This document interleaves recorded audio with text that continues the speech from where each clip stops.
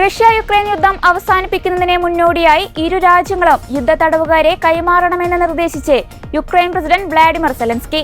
എല്ലാ Ukraine തടവുകാരെയും Russia മോചിപ്പിക്കണമെന്നും Russian തടവുകാരെ മോചിപ്പിക്കാൻ യുക്രൈൻ തയ്യാറാണെന്നും സെലൻസ്കി വ്യക്തമാക്കി.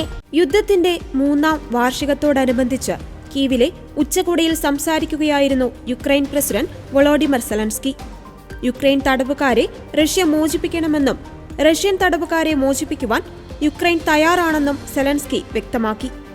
അതേസമയം ഇതൊരു നല്ല തുടക്കത്തിനുള്ള ന്യായമായ മാർഗമാണെന്നും അദ്ദേഹം പറഞ്ഞതായി അന്താരാഷ്ട്ര മാധ്യമങ്ങൾ റിപ്പോർട്ട് ചെയ്തു. ഈ വർഷം യുക്രൈനിൽ സുസ്ഥിരമായ സമാധാനത്തിന്റെ തുടക്കമായിരിക്കുമെന്നും സെലൻസ്കി കൂട്ടിച്ചേർത്തു. ചർച്ചകൾക്ക് തയ്യാറാണെന്നും സമാധാനപരമായ പരിഹാരം അനുയോജ്യമായാൽ മാത്രമേ യുദ്ധം അവസാനിപ്പിക്കൂവെന്നും റഷ്യ പ്രതികരിച്ചു. യുഎസുമായി ചേർന്ന് സംഘർഷം പരിഹരിക്കുവാൻ ശ്രമിക്കുമ്പോൾ യുദ്ധം തുടരാനാണ് യൂറോപ്പ് ശ്രമിക്കുന്നതെന്ന് റഷ്യൻ വിദേശകാര്യമന്ത്രി സെർജി ലാവ്റോവ് പറഞ്ഞു.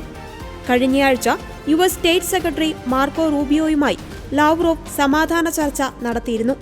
റഷ്യയുമായുള്ള ഭാവി ചർച്ചകൾക്ക് ഒരു പ്രതിനിധിയെ നിയമിക്കണമെന്ന് ലാവ്റോവ് യുഎസിനോട് ആവശ്യപ്പെട്ടു. അതിനിടെ റഷ്യയുമായുള്ള യുദ്ധത്തിന്റെ പേരിൽ സെലൻസ്കി വിമർശിച്ച് യുഎസ് പ്രസിഡന്റ് ഡൊണാൾഡ് ട്രംപ് കഴിഞ്ഞ ദിവസം രംഗത്ത് വന്നിരുന്നു. സെലൻസ്കി തിരഞ്ഞെടുപ്പ് നടത്താതെ യുക്രൈനിൽ ഭരണം തുടരുകയാണെന്നും ജോ ബൈഡനെ തെറ്റിദ്ധരിപ്പിക്കുന്നതിൽ മാത്രമാണ് സെലൻസ്കി മിടുക്ക് കാണിച്ചതെന്നും ട്രംപ് പറഞ്ഞു. എന്നാൽ റഷ്യയുമായുള്ള യുദ്ധം അവസാനിപ്പിക്കുവാനുള്ള ശ്രമങ്ങളാണ് ഇപ്പോൾ നടക്കുന്നതെന്നും എന്നാൽ തനിക്ക് മാത്രമേ അത് സാധിക്കൂവെന്ന് എല്ലാവരും അംഗീകരിക്കുന്നതായി അദ്ദേഹം കൂട്ടിച്ചേർത്തു.